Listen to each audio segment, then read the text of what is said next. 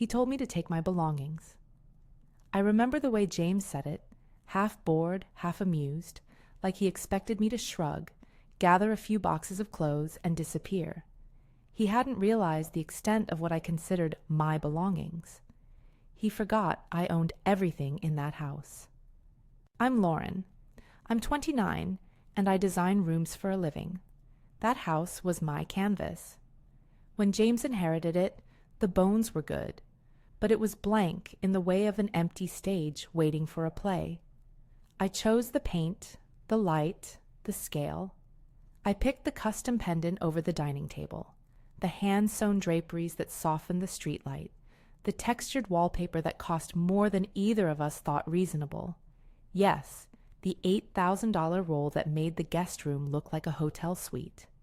I didn't just buy objects. I built a home identity, piece by careful piece, and I kept receipts, emails, and a running inventory on my tablet, because that's what designers do. We plan, we document, we justify. You can guess how the rest goes. There were signs, small, then harder to ignore. Missing receipts, slip-shot apologies, a phone left face up with messages he couldn't hide. The messages to Rachel, flirtatious, casual, dense with the kind of confidence you only have when you think nothing you value will ever be questioned, slid across my screen like evidence that would arrange themselves on my kitchen counter later. I took screenshots. I matched dates against deliveries and credit card charges. I compiled hotel confirmations and a string of texts that, when read together, stopped being excuses and started being proof. Before anyone asks, no, I'm not giving legal advice. I'm describing what I did in my situation. I documented. I kept the binder of receipts. I time-stamped screenshots. I saved the delivery confirmations. That paperwork became the map of what had been created and what was mine by design and investment. The confrontation happened in our living room, the same room where I'd staged dinner parties, patched arguments, and taught a friend how to hang art. Rachel sat on the sofa I had chosen, mid-century, low back, a piece I'd sourced from a showroom after 3 weeks of hunting, and she arranged a throw across her lap like it was a prop she'd always owned. James stood by the doorway with a sort of half-smile, the look of a man who thinks the scene will dissolve without consequence. "So you'll really just take your things?" he asked, trying to make it small, a tidy little exit. I handed him the divorce papers first. He skimmed them without reading, the smirk still there. Then I placed the tablet on the coffee table and opened my inventory. The screen showed rows of line items: pendant light, manufacturer and serial, sofa, purchase invoice and delivery note, wallpaper, order confirmation and install receipt, custom cabinetry, signed contracts, and vendor communications. I handed James a printed binder as well. He flipped through it like he was bored by a magazine and then noticed what he was holding. Rachel's expression changed before his did. For the first time that afternoon she looked unsettled, not because of the ink on the papers, but because the papers said things she hadn't considered. Who'd bought what? Who'd paid for what had been installed, and who had arranged it. She lifted a hand as if to smooth the cushion where she'd been sitting, and I felt a small, private satisfaction at the thought that she was touching my work. We didn't need a scene of screaming or theatrics. I kept my voice the same steady place it had been for years, professional, exacting. "Movers tomorrow," I said. "They'll take everything I purchased and paid for." It wasn't a threat. It was an action item. If this story matters to you, and you like the kind of comeback that's quiet but complete, subscribe. There are more of these in my feed. I spent the night before the move like I do before a major project. Lists, double checks, logistics. I called the moving company I've used for high-end installs and asked for a foreman who understood how to handle delicate finishes. I printed extra copies of receipts, labeled boxes with vendor names, and made sure the tablet inventory was organized by room and by item. There was no desire for spectacle, just the need for clarity. When ownership is a matter of record, there's no room for ambiguity. Moving day arrived with an odd sunlight that made the pillows look softer than they'd ever been. The foreman introduced himself with the kind of calm professional tone that gets people through awkward houses and fragile objects. His crew wrapped the sofa first, their blankets moving over the upholstery like clouds.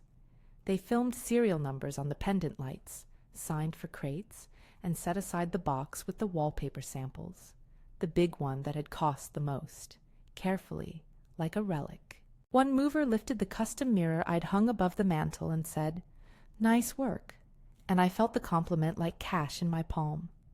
James hovered, giving orders that fizzled into the background. He tried bargaining, a request to leave the dining table, a plea for a lamp for the hallway. I showed him the ledger entry for the table, vendor invoice, a deposit I had made, a delivery note signed in my name.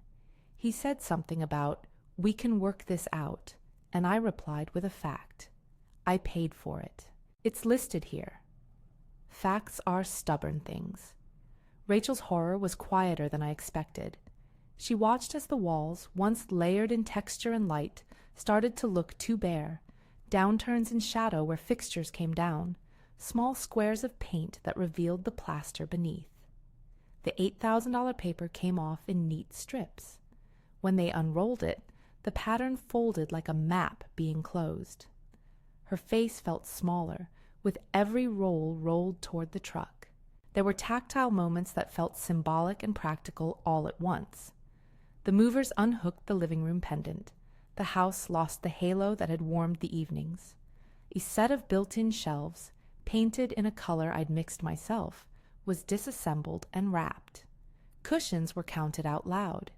Each item went from room to receipt to truck, with a sequence that made it impossible to pretend otherwise. The job was surgical, not vindictive. James tried a few louder things when the truck was almost full. He raised his voice, used older threats, calls to lawyers, recriminations about dignity and appearances. I listened. Nothing he said altered the inventory or the evidence or my calm. I had done the work. I had kept records. I had acted within the space I occupied. The movers nodded to him when he tried to argue with them, and then they kept moving. One of them even told him, without malice, "We're just following the paperwork." Watching the house go quiet was strange. At first it felt like loss, an ache of something I loved being boxed away. Then, as the last blanket was folded and the empty rooms opened like palms, there was a slow exhale. Spaces I had curated began to read differently when stripped of objects. A wall that had been a gallery, now just a plane. An entryway that had been staged for guests, now an empty hallway of echo.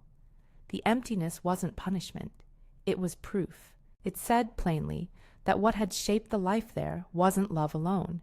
It had been labor, cash, choice. A few weeks later, James called.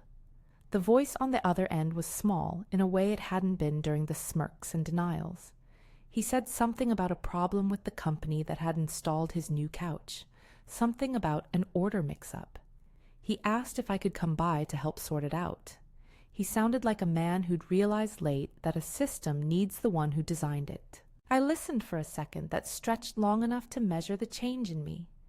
I thought about the sleepless nights of spreadsheets, the client calls, the time spent choosing finishes that wouldn't show their fingerprints, the way I'd argued for scale in places he'd never notice until someone else did.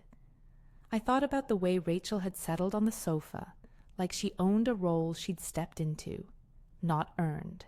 I thought about how, in the days after the truck left, the house didn't call me. I had chosen to leave it quiet. "No," I said. It was simple, final. I told him I wouldn't be returning.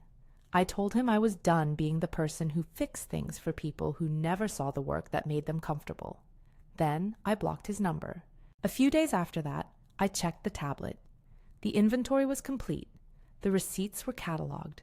I uploaded a few before and after photos to a private folder. The dining room before the truck left, the stripped guest room with the echoing window, the living room empty and waiting. There was a kind of closure in that digital archive. the same closure that comes from a job finished to professional standards. I don't want to pretend there weren't pangs of grief, of loss, of what a marriage could have been if care had been the default. But the practical steps I took made grief manageable. They made it real in a way I could box up and put away. What surprises people most about the story is not that I took my things. It's that I did it with such calm. There's a misconception that reclaiming yourself has to be theatrical. Mine was methodical. Document, schedule, remove, close. The work of a designer trained me to notice details. The wrong screw in a hinge, the small gap that lets dust collect, the way light reads on linen at golden hour. I applied that attention to this breach.